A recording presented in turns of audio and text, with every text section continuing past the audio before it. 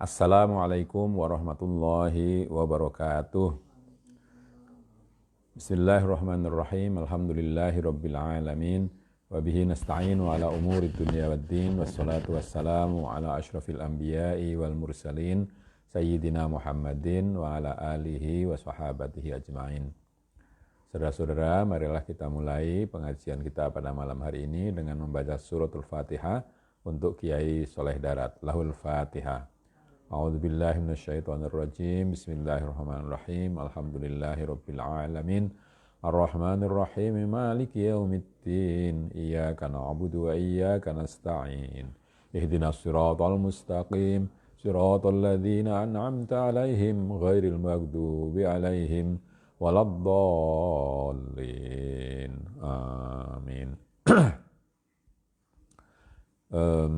Kita masih melanjutkan tentang Nabi Adam ya. Bismillahirrahmanirrahim. Lan wajib ing atase wong mukmin arep anekodaken lan ngimanaken setuhune para nabi kabeh alaihimus sholatu wassalam iku maksumuna saking nglakoni dosa gedhe utawa cilik zahiron au batinan. Wajib bagi orang mukmin meyakini dan mengimani bahwa semua nabi alaihi wassalatu wassalam itu terjaga dari melakukan dosa besar maupun dosa kecil, baik yang zahir maupun yang batin. Utawi anapun abuna Adam ulai mangan sajaroh iku ing dalem batine makmurun krana asale wujude Adam krana dadi khalifah ing dalem bumi ora kok khalifah ing dalem langit utawa ing dalem swarga. Nah, kedurhakaan atau tindakan Nabi Adam melanggar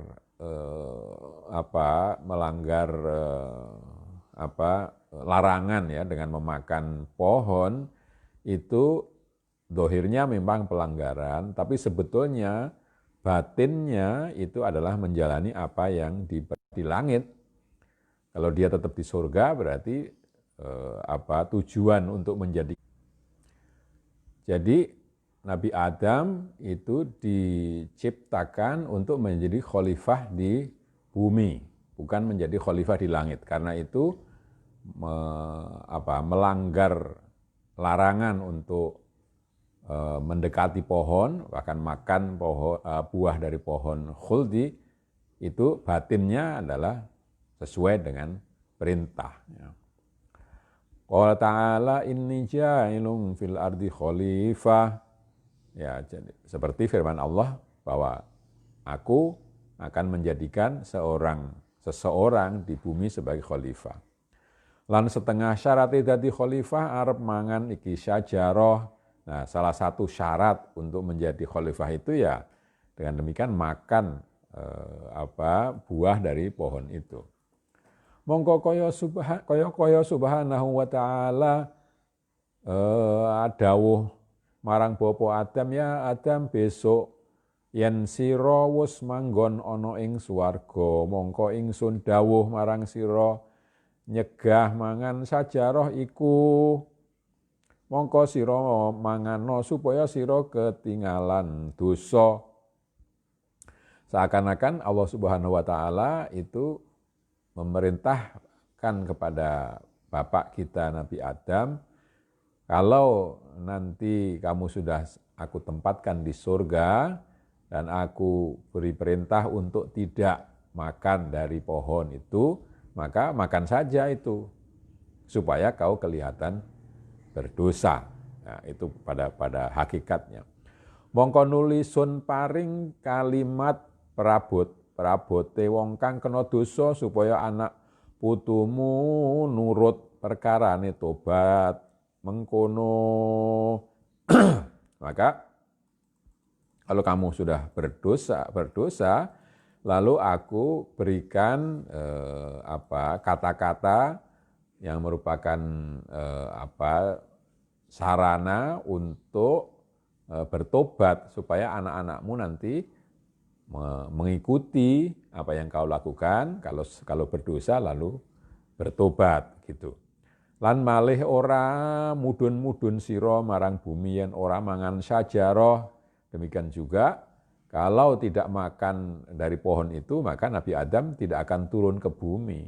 Maka tujuannya menjadikannya sebagai khalifah tidak tercapai. Arah mengkono angendika Syekh Abu Madian atil insani lamuno ingsun dadi ganti Adam yekti tak pangan kabeh iku sajaroh. Lan lamun weruh Adam nalikane mangan sajaroh ing pungkasane awake mongko yekti den pangan kabeh mongko sak temen-temene kelawan izin subhanahu wa ta'ala oleh mangan sajaroh. Karena itu maka Syekh Abu Madian at-Tilimsani, Tilimsan itu nama kota di Maroko ya. Syekh Abu Madian at-Tilimsani itu mengatakan bahwa kalau aku menjadi gantinya Adam, maka pasti aku makan semua pohon itu. Dan kalau Adam tahu bahwa akhirnya akan makan pohon itu, ya pasti dia akan makan juga. Ya. Kalau akibatnya bahwa dia akan dikeluarkan, itu pun dia akan makan juga. Karena itu sebenarnya pada hakikatnya bahwa makan sajaroh itu merupakan suatu perbuatan yang diizinkan oleh Allah juga. Anapun oleh nangis hingga 200 tahun lan oleh nelongso iku moko krono arah muruk marang anak putune. Jadi kenapa Nabi Adam sampai nangis sampai 200 tahun itu, dan dia merasa berdosa, menyesali perbuatannya sepanjang itu hanya untuk memberikan contoh, ya, memberikan pelajaran bagi anak cucunya. Angendika Syekh Abul Abbas, gurune Syekh Ibnu Arabi, ora pisan-pisan duraka Adam ing pengirane. Qattu ma'adallah, ora angin ingkang duraka anak putune ingkang ana igane Nabi Adam. Jadi menurut ini Syekh Abul Abbas, guru dari Ibnu Arabi, ada dua orang yang bernama Ibnu Arabi, ada Ibnu Arabi tokoh tasawuf, sufi dari Andalusia, ada juga Ibnu Arabi ahli tafsir. Bahwa Nabi Adam itu tidak durhaka sama sekali, ya. Dikatakan ma'adzallah, ya, mohon perlindungan dari Allah.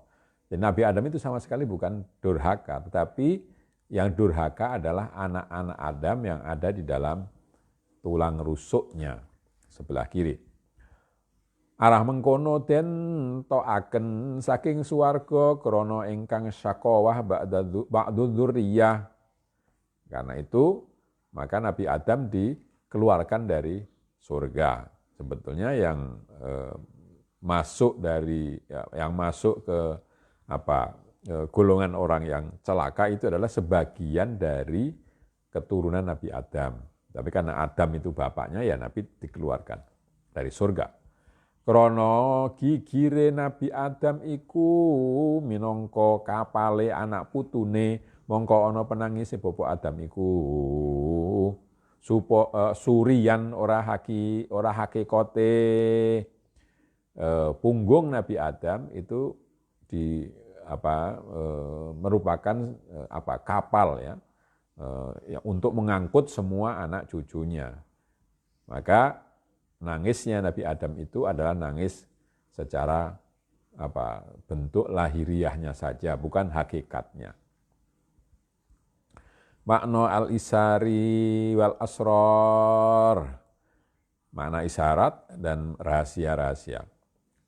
Ing dalem iki ayat aweh isyarat setuhune subhanahu wa ta'ala angendika Adam iki jannah keduwe sira kabeh, nikmate lan ladzate jannah kabeh keduwe sira, tetapi aja Tetapi nek aku njaluk suwiji-wiji kayu marang sira aja sira parek, aja sira parek. Ayat ini memberikan isyarat bahwa sesungguhnya Allah Subhanahu wa taala itu berfirman, wahai Adam, surga ini adalah untuk kamu semua. Nikmatnya dan lazatnya surga itu milik kalian.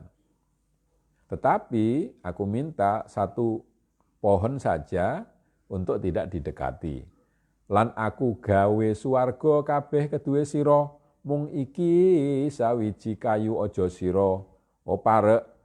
Mongko lamun sira ora aweh lan sira tamak marang iku kayu, fa'lam innal insana li rabbih lakanud wa innahu li hubbil khairi lasyadid. Aku telah menciptakan surga itu untuk dirimu. Larangannya hanya satu saja, pohon ini jangan kau dekati. Kalau kalau kamu tidak mengindahkan itu dan kalau kamu berkehendak untuk makan dari pohon itu, maka ketahuilah bahwa manusia itu li rabbihi lakanud. Manusia itu kufur kepada Tuhannya, dan juga manusia itu li hubbil khairi lasyadid, sangat mencintai barang-barang yang dimiliki atau harta. Manusia itu sangat mencintai harta. Ini gimana?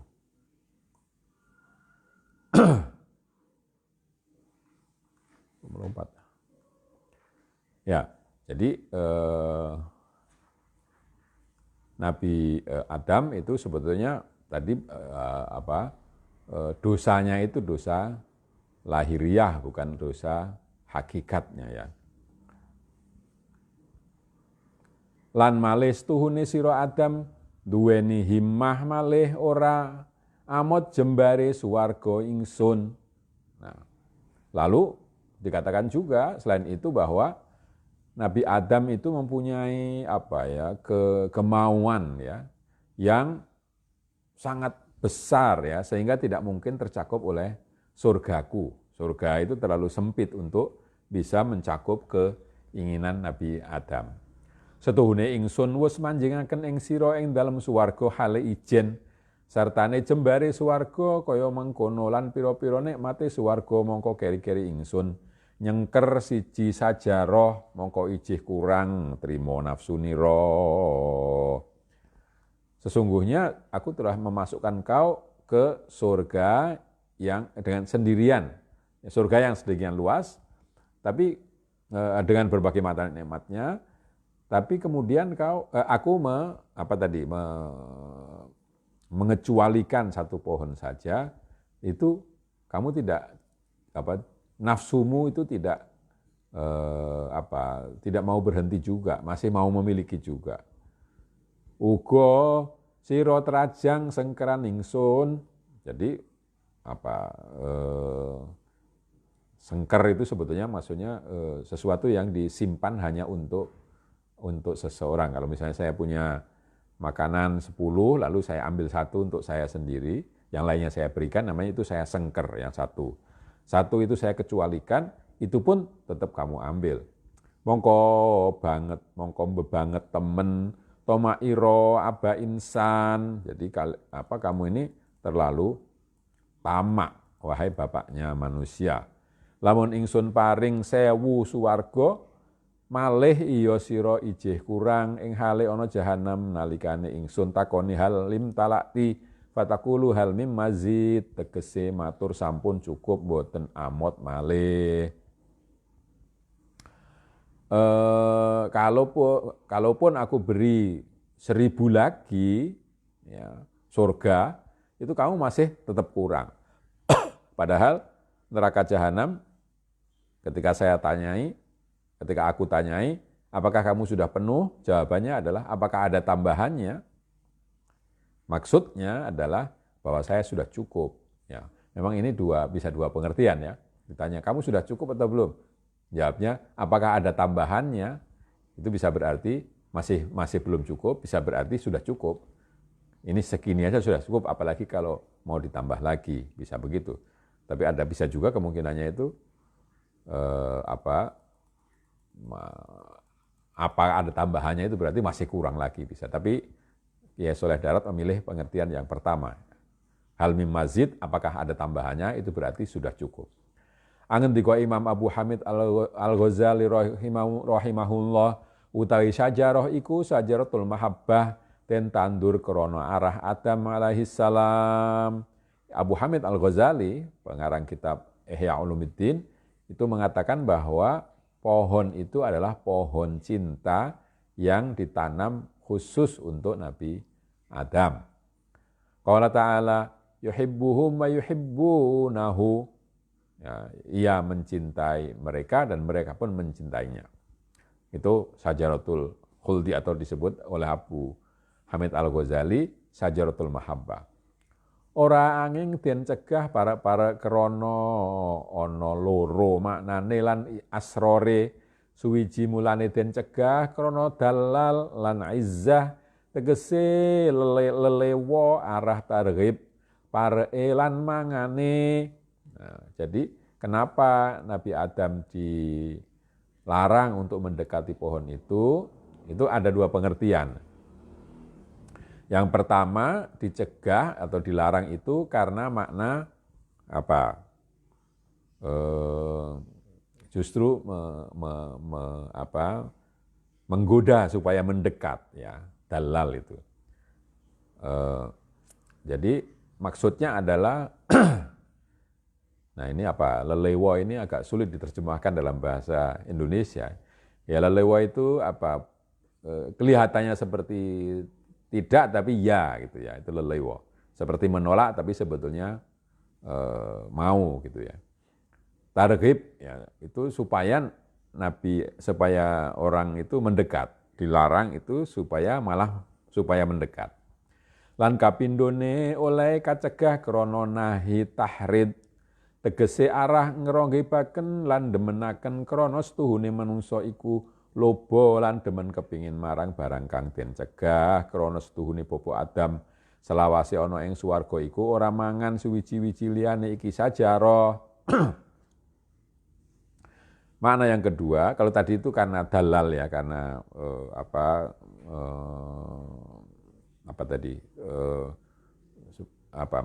membuat supaya dia lebih mendekat, supaya mau makan. Mana yang kedua sebenarnya hampir sama, ya dicegah itu supaya itu nahi tahrid. Ya. Saya melihatnya ini tidak beda-beda juga. Mencegah, melarang supaya justru malah membuatnya lebih bergairah untuk mendekat. Ya. Tegese arah ngerogibaken, membuat supaya lebih suka dan demenakan ya, lebih ingin gitu. Karena sesungguhnya manusia itu tamak, semakin kepingin kepada barang yang dilarang. Karena setuhune Bapak Adam selawase, karena Nabi Adam itu selama di surga itu hanya makan dari pohon itu saja, lainnya tidak. Lamuno ora den cegah moko yekti, ora parek-parek lan ora mangan-mangan krana saking akeh muradat nafsaniyah. Kalau tidak ada larangan itu, larangan untuk mendekat, maka pasti dia tidak akan mendekat dan tidak akan makan karena banyaknya muradat nafsaniyah, karena banyaknya hal-hal yang diinginkan oleh dirinya. Jadi terlalu banyak pilihan lain yang untuk dinikmati oleh nafsunya.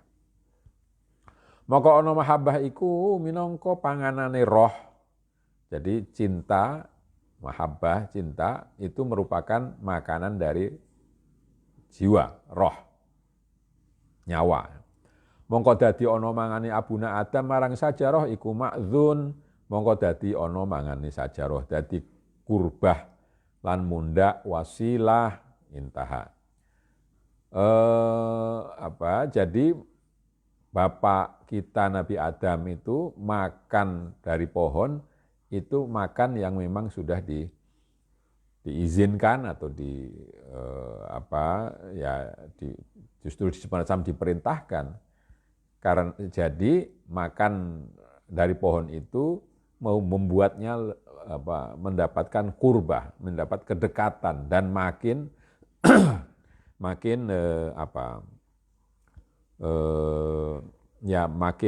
melekat gitu ya. Jadi dengan makan itu maka makin dekat kepada Allah dan makin wuslah itu makin bertemu dengan Tuhan. Itu pendapat dari Abu Hamid Al-Ghazali.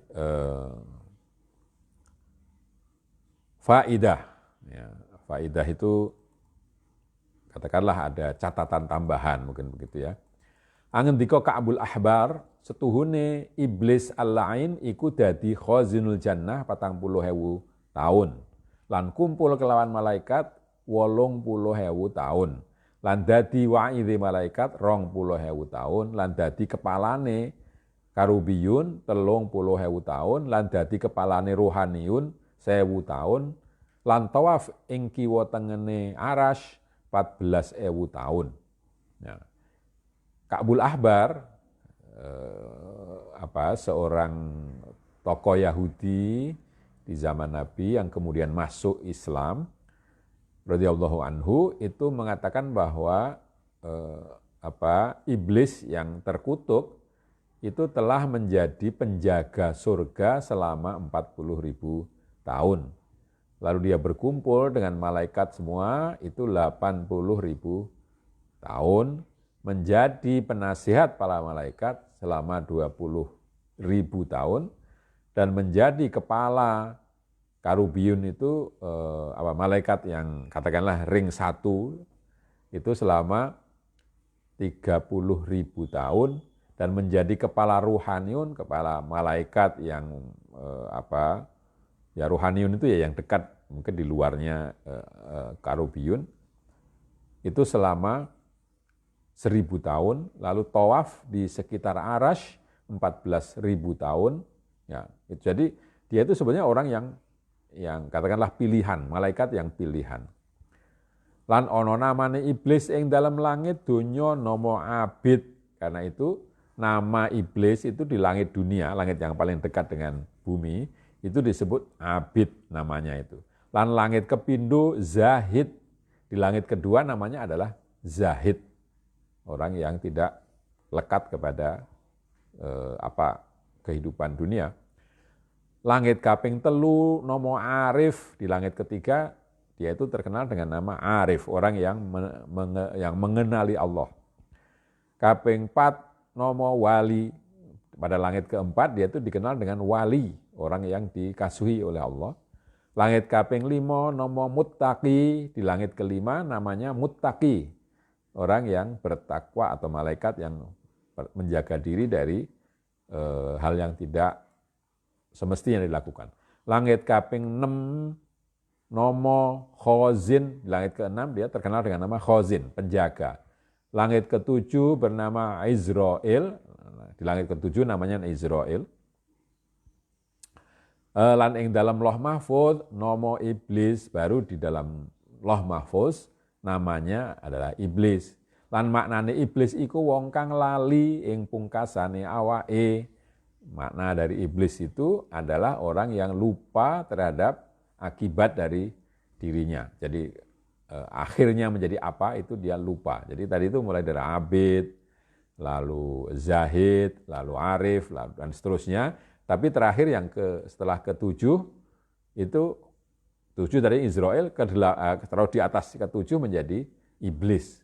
Tadinya mulanya sebagai orang baik-baik, sebagai malaikat yang baik-baik, tapi nanti di akhirnya malah menjadi malaikat yang yang jelek gitu. Jadi itu yang tersebut kabar atau berita mengenai iblis yang terdapat di dalam pengetahuan dari Ka'bul Ahbar, seorang Yahudi yang masuk Islam. Ya. Walaupun pengetahuan seperti itu disebut dengan nama Israiliyat, ya, yang diambil dari tradisi Yahudi yang kemudian disampaikan oleh orang-orang Yahudi yang masuk Islam. Itu banyak terdapat di dalam khazanah tafsir. Saya kira sampai di sini dulu pengajian untuk malam hari ini. Saya minta maaf, ini beberapa kali internetnya tidak begitu baik, lalu terputus tadi di awal ya. Demikian, mari kita akhiri dengan bacaan hamdalah. Alhamdulillahirabbil alamin. Kurang lebihnya minta maaf. Akhirul kalam. Wassalamualaikum warahmatullahi wabarakatuh.